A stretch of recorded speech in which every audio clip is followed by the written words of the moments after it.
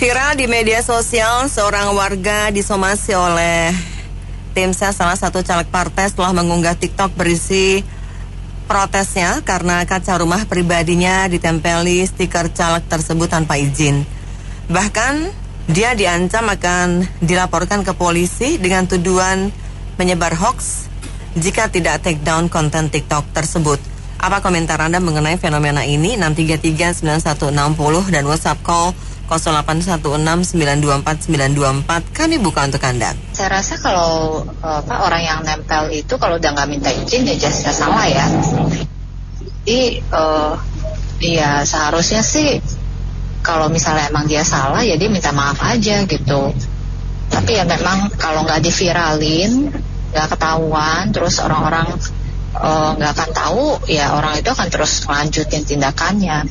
Jadi ya kalau misalnya ya kesimpulannya sih kalau salah ya minta maaf gitu. Kalau misalnya mau nempel-nempel ya minta izin gitu. Itu aja sih. Makasih. Ya, saya coba berpikir dari angle yang berbeda ya. Sebenarnya yang ditempel itu hanya rumah dia atau banyak rumah yang di sekitar dia juga ikut ditempel. Itu satu. Ya, yang kedua, ini kan katanya ditempel di jendela rumah dia ya. Berarti di dalam pagar ya. Itu saya juga agak bingung kenapa bisa kejadian kayak gitu. Ya barangkali dari narasumber lain bisa cerita. Karena kalau hanya rumah dia yang ditempel dan rumah lain tidak, itu agak nggak logis sih. Kalau memang ada yang berusaha kampanye tempel-tempelin, harusnya semua rumah dong ya. Saya coba pikir dari angle yang berbeda aja. Demikian, thank you. Oke, ini masalah pencopotan stiker itu ya di rumah warga ya. Ini pertama-tama nih saya sedikit ngomong dulu ya. Buat nyopot stiker harusnya tidak usah disebarluaskan melalui sosmed. Tahu sendiri sekarang kan Indonesia ini lagi masa kampanye ini kan sangat sensitif sekali kok kalau namanya gitu. Kedua ya memang lah kalau kamu nggak merasa milih dia ya jangan pilih dia. Mendingan diam aja. Misalkan oke lah tim suksesnya masuk ke rumah gua pun gitu juga. Ya kalau misalnya ada stiker partai dari partai tersebut, joblos ini itu semua, ya udah nggak usah disebarluaskan, copot aja silakan. Tapi ya bukan berarti kamu harus sebarluaskan sampai diketahui sama partai tersebut. Ya pasti ya gimana? Itu sih memang ya tergantung dia juga gimana lah ya. Bilang katanya somasi lah, tebal hoax dan sini itu. Pokoknya ya silent is golden lah, diam itu emas lah itu. Terima kasih. Iya. Ya kita tahu lah kemungkinan ini gimmick ya atau gimmick yang disebarluaskan diviralkan ya dengan alasan wah benar-benar ada demokrasi di negara kita nih ya, misalnya. Dan kita tahu sebenarnya ini kan entertainment politik demokrasi negara kita, politik yang tipenya main sinetron, film gitu ya. Jadi oposisi petahana sebetulnya kawan semua, saya udah sering bilang itu kan semua, tidak ada yang musuh di atas itu, yang di bawah aja yang terlalu fanatik yang pada ribut. Sebetulnya nggak usah ribut, orang temenan semua yang di atas. Jika ada sindir-sindiran hinaan, nanti juga mereka damai lagi minta maaf. Kan seperti itu, yang di bawah belum tentu seperti itu. Jadi ini gimana ya, kalau dibilang benar-benar demokrasi kok jadi diviral-viralkan segala. Kalau masalah seperti itu mah nggak usah diviralkan. Itu kan masalah sering terjadi kemungkinan, bukan 1-2 kali. Ya beginilah demokrasi kita, penuh gimmick, penuh main peran gitu ya. Emang betul, belumnya memberikan saran itu benar. Lebih baik diam, silent is golden, Mbak. Diam itu maaf. Jadi kalaupun ditempel, itu kan melalui vendor yang nempel, Pak. Bukan dari caleg yang bersangkutan, kan sejumlah dana untuk menyuruh vendor-vendor yang ditunjuk ya, di foto. Nah yang menempel ini kan kadang-kadang vendornya ini orang-orangnya kan nggak memberitahukan pada tuan rumah, kadang-kadang di rumahnya tempel, calegnya saya mamanya kan, pasti sama sih kan. Sebenarnya kalau you diem kan nggak ada masalah, nggak usah di TikTok atau di media sosial ditayangkan gitu kan. Jadi nggak menimbulkan masalah. Kalau gini kan susah ya. Tapi terus terang, caleg pun tidak mempunyai kekuatan imunitas ya. Kalau memang itu kenyataannya benar dan bukan hoax, tidak bisa. Karena setiap warga negara bersamaan kedudukan dalam hukum dan pemerintahan. Itu termaktub dalam pasal berapa di Undang-Undang Dasar, nanti lihat aja. Jadi dia bisa. Cuma masalahnya sekarang melalui vendor yang bersangkutan di foto, kemudian mereka diam-diam itu yang merasa rumahnya mungkin gak ada orang, kemudian merasa jengkel atau diberikan dalam tayangan TikTok ataupun hal lain, ya itu jelas mengganggu tuan rumah ya dia kan, tapi kan belum tentu mendapatkan umpan efek domino yang baik buat caleg ataupun vendor yang bersangkutan. Mereka tim tesnya itu membuat somasi gitu. Nah inilah yang membuat perseturuan yang nggak ada kelarnya gitu loh. Kira kalau cukup diam aja benar, itu dihapus aja, dicopot nggak ada masalah Pak. Aspirasi lain gitu loh. Saya kira gitu aja. Hanya dia coba udah berapa partai sih yang calon yang nempel, kalau 5 mah belum seru. Itu mestinya sekalian yang punya rumah baik-baikin, kali-kali habis nempel stiker nempelin amplop, kan lumayan. Lagi iseng amat gituan aja di TikTokin tuh. Udahlah, ini 2 bulan sampai tanggal 10 Februari, ayo kita seru-seruan aja. Itu kan kampanye itu ntar sebentar kita rame-rame aja, yang penting kita bergembira. Nanti coblos yang ada kepala 3. Kepala 2. Kalau kepala 1 terserah lu dah. Udah gak usah dirame-ramein deh. Udah gitu aja, gak usah TikTok lah, itu juga caleg juga lebay amat sih gitu aja deh, somasi, aduh. Udah yang tadi aja itu yang bilang silent is go, udah deh gitu aja, makasih. Saya kasihan sama orang yang mensomasi ya. Jadi bukan kasihan dengan yang disomasi. Oke. Karena yang mensomasi itu menunjukkan kepicikan dan kebodohan dari orang tersebut. Bisa dibayangin nggak, rumah kita dimasukin walaupun itu di halaman, lalu ditempelin sampai yang punya rumah itu ngeroknya setengah mati, sulit banget sampai catnya itu ngelupas semua gara-gara dia kerok gitu ya. Lah terus kok malah dia mensomasi, padahal kalau kita ngelihat videonya kita itu nggak melihat bahwa itu partai apa. Cuman kalau kita hafal ya dari semua partai, mungkin kita bisa menerka warna-warna sky blue kayak gitu-gitu.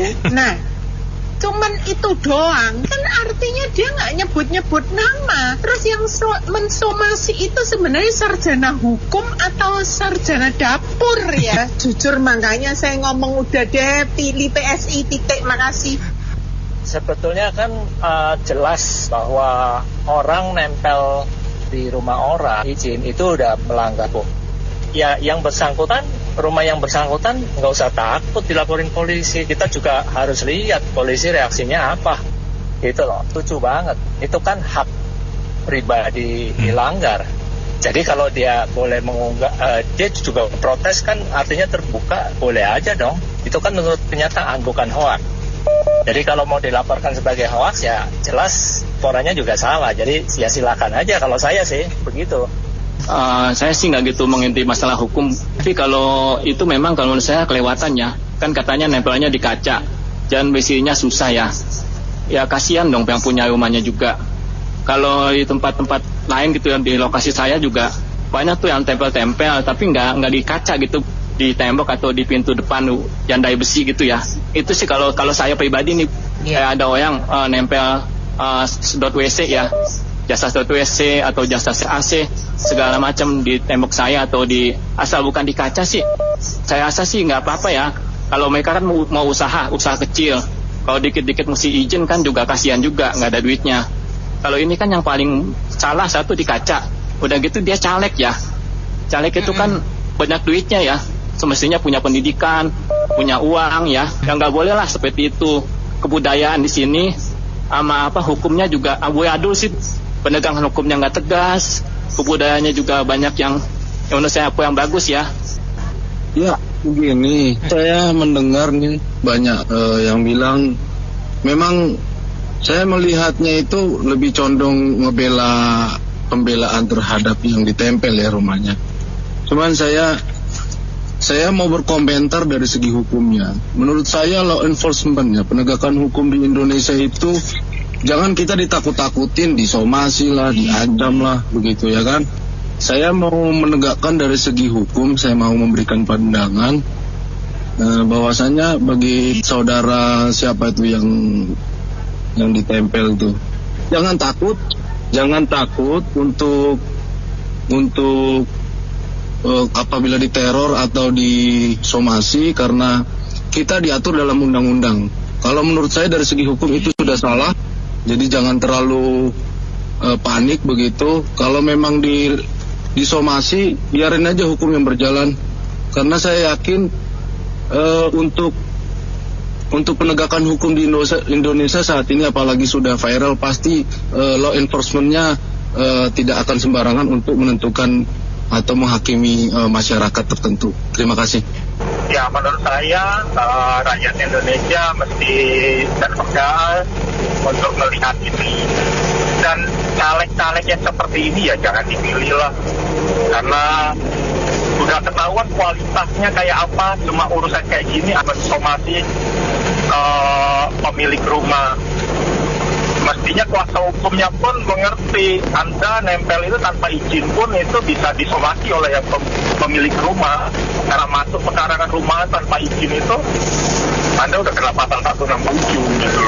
Mestinya mereka ngerti cara bermain supaya ini kelihatannya viral, supaya Anda mendulang suara kayak apa gitu, janganlah. Kasihan, ketahuan kualitas calegnya itu seperti apa gitu loh. Dan orang-orang seperti itu jangan dipilih gitu. Begitu, terima kasih. Menurut saya sih kayak gini justru harus dikasih sanksi yang tempel-tempel gitu. Kan bukan tempel kalau dibiarin bukan tempel di rumah aja, ntar tempel di mobil orang, tempel di motor orang, ntar tempel di halte bus lah. Kita mau tempel di mana-mana aja, suka-suka mereka gitu. Jadi kan saya nggak tahu ini sepertinya ada peraturannya deh ya. Jadi nggak boleh sembarangan gitu loh. Kita suka-suka. Kan jadi tembok orang itu penuh dengan poster-poster semua gitu loh. Emang yang bersihinnya siapa? Mereka? Kan enggak. Oke, makasih. Ini yang tim seksnya itu jangan nempeli stiker kalau nggak mau diprotes, ditempeli amplop isinya 200.000. Pasti yang punya rumah senyum-senyum dan itu diunggah di TikTok nggak marah itu. Gitu ya, di tempat saya seperti itu, udah gak tampil stiker tapi tampili amplop. Nunggu-nunggu ini kan lumayan untuk nyambung ini akhir tahun, tampili amplop aja. Ini sebetulnya ya calegnya juga kadang-kadang nggak punya sopan santun ya, main tempel-tempel rumah orang nggak izin. Iya, satu. Kalau saya pribadi emang nggak pernah mau rumah saya mau tempel caleg apapun, partai apapun, nggak pakai saya bilang ya, karena memang saya non partisan. Nah kalau soal somasi, ini masalahnya kadang-kadang si caleg ini memang arogan karena memang dia di backup oleh partai, apalagi partainya memang kuat mungkin di daerahnya gitu ya. Nah yang si apa nih namanya, kalau dibilang korban apa namanya itu warganya ini mungkin orang biasa aja yang awam soal hukum gitu kan ya. Jadi dia agak takut juga kalau memang diintervensi atau dengan ancaman-ancaman seperti itu. Kenalin aja deh partainya apa gitu untuk nggak usah dipilih gitu mungkin ya. Tandain aja partai apa gitu. Orang yang paling anti dengan tempel-tempelan gitu ya punya sopan santun lah. Kalau memang orangnya mengizinkan, membolehkan monggo. Tapi kalau setahu saya sih kebanyakan nggak mau warga ditempel partai apapun, caleg siapapun nggak mau. Karena memang ya satu kotor, mengganggu pemandangan. Kedua, ya kita ketahuan kita ini apa ya seakan-akan mendukung si A, padahal kan belum tentu juga. Iya, kalau soal ancaman begitu udah nggak heran ya, karena selama ini yang kita lihat penegakan hukum di sini kan bukan berdasarkan undang-undang atau aturan yang berlaku, tapi karena power, kekuasaan ya, atau karena uang. Jadi siapa yang lebih banyak duit, siapa yang punya power ya itu yang akan dimenangin. Bahkan ada idiom yang beredar di masyarakat, kalau kita lapor hilang kambing malah jadi hilang sapi. Istilahnya kita mesti keluar biaya lebih besar lagi untuk membuat laporan supaya penegak hukumnya bekerja gitu. Jadi kalau hal-hal yang kayak gitu mah udah nggak heran ya, emang dari awalnya udah lama ya seperti itu penegakan hukumnya emang nggak benar di sini. Dari saya itu aja, terima kasih. Oke, saya kira benar ya. Yang pertama juga ngomong itu hukum kita itu sudah bukan menegakkan keadilan. Jadi hukum adalah buat yang kaya, yang punya power. Udah diperalat ya, hukum dibawa keteknya kekuasaan. Jadi Anda kalau nggak punya power, ya jangan macam-macam. Mending hilang kerbau ya, lapor hilang kambing, malah hilang kerbau. Bisa-bisa nyawa Anda juga terancam. Kita lihat yang punya kuasa, punya power ya, malah tenggang kangkung. Pada kasusnya udah jelas 28 miliar dibalikin gitu ya, segala macam. Asal cantol aja ke kekuasaan. Jadi sangat jelek ya. Ini penegakan hukum mesti orang yang kuat, berkomitmen di situ, penegakan hukum baru bisa beres. Ya, kita pelan-pelan akan terdowngrade negara ini kalau berlanjut terus. Makasih. Menurut saya pengaktifan Linmas sama security dari Kapolres domisili setempat itu bagaimana sih ya Bu ya? Peraturannya padahal udah jelas MPR DPR menetapkan 1 kali 24 jam tamu harap lapor. Begitupun perizinan reklame sekecil-kecilnya seperti peragaan kampanye itu kan udah diatur ya. Ini Presiden Jokowi kan polisi di bawah dia, kewenangannya kok nggak bisa dibariskannya, diluruskannya cuma karena kepentingan dia. Tapi rasanya nggak mungkin Pak Jokowi berlaku seperti itu, nggak adil. Menurut saya harusnya MPR-nya juga tegas dong, ini jangan bertele-tele kayak anak-anak kemarin gitu. Ini yang dihadapinya bukan rakyat yang akademisi. Koresponden akademisi rakyat ini melebihi dari akademisi yang sesungguhnya. Dia otodidak, melebihi pandai orang yang paling pandai. Jadi jangan dia bangga dengan akademisi S3-nya itu bisa berlaku seenaknya, membuat aturan semau dia dan memperkaya diri sesuka hati dia. Ini masalahnya rakyat menunjukkan kalau di internasional pun diperhatikan kita ini. Jadi jangan mencoreng bangsa kita ini ke hadapan yang gak lumrah gitu. Saya harap RT RW-nya juga dikoordinasikan. Linmas itu kan security ini terbagi 2 ya Bu, dari TNI maupun dari Polres. Kok yang Linmas dari TNI-nya kok nggak nampak? Apa anggarannya nggak ada? Itu udah rawan kecurangan. Begitu juga di daerah kawasan industri, perkantoran, masing-masing punya legitimasi masing-masing mengawasi wilayah ekosistem sekitar. Bukan cuma lini bisnis usahanya aja yang dilindunginya, bahkan sekitar Indonesia ini pun dia wajib melindungi karena dia udah sumpah Satma Marga. Mungkin begitu. Ya, terima kasih banyak Anda Mitra Bisnis yang sudah menyampaikan opini Anda dalam Businessman Opinion Nena Amelia.